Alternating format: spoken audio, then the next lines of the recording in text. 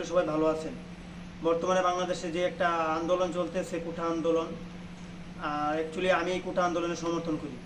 কারণ হচ্ছে আমাদের দেশে যে দুর্নীতি হচ্ছে এগুলা শুধু এই কোঠা আন্দোলনের কারণেই, এই কোঠাগুলো থাকার কারণেই এই আন্দোলনগুলো হচ্ছে আর এই দুর্নীতিগুলো হচ্ছে।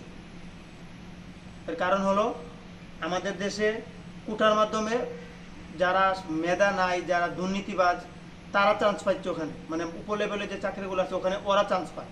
আর যারা মেধাবী সৎ ছেলেরা, এরা চাকরি পায় না। মানে 20 বছর, 25 বছর, 30 বছর লেখাপড়া করে তারাও বেকার। তারা রিক্সা চালায়, কেউ অটো চালায়, কেউ মানে ব্যবসা করে খাইতে হইছে বা কাজকর্ম করে খাইতে হইতেছে। কিন্তু যারা এই মেধাবী এরাই কাজ করে, আর যারা দুর্নীতিবাজ করে কোটা দেখিয়ে ওরাই চান্স পায়। আর এরা সব মনে করেন আপনার উপর লেভেলের যারা, এরাই লেখাপড়া করছে কিনা না করছে, কোটা দেখাইছে শেষ, ওদের হয়ে গেছে। তা আমি বলতে চাই, যারা আপনারা কোটা আন্দোলনের সমর্থন করেন এরা কমেন্টে জানাবেন।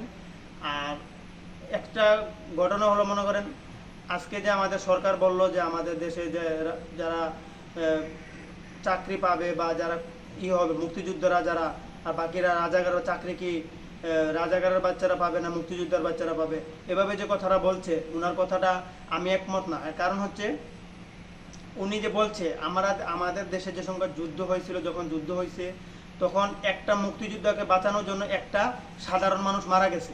কারণ যখন একটা পাঞ্জাবি সিপাহী বা পাকিস্তানি সেনাবাহিনী যখন অ্যাটাকে আসছে, তখন একজন বাঙালিকে জিজ্ঞেস করছে যে তোমরা কি মুক্তিযোদ্ধাকে দেখেছো বা কোথায় আছে জানতে পারো, বলতে পারো। তখন যদি তারা বলে দিত তখন কিন্তু মুক্তিযোদ্ধাদেরকে মেরে ফেলতো। তখন আমাদের দেশের সাধারণ মানুষ বলে নাই, নিজে গুলি খাইছে, তারপরেও মুক্তিযুদ্ধ কোন জায়গায় পলাতক আছে বা কোন জায়গায় মুক্তিযুদ্ধের ঘাঁটি আছে এগুলো বলে নাই। আর আজ মুক্তিযোদ্ধারাই মানে বেতন ভাতা পাবে, বেতন পাবে, সব কিছু পাবে, কিন্তু সাধারণ মানুষ যারা গুলি খাইছে মুক্তিযুদ্ধকে বাঁচানোর জন্য আছে, তারাই হয়ে গেল রাজাকার। কারণ এভাবে সরকারের বলার জন্য আমি খুব দুঃখ প্রকাশ করতেছি। আর আপনারা যারা আমার কথাটা ভালো লাগে, যদি আমার কথাগুলো যদি ভালো লাগে, পছন্দ হয়, তাহলে আমাকে লাইক জানাবেন, লাইক দিবেন আর কমেন্ট করবেন। ধন্যবাদ।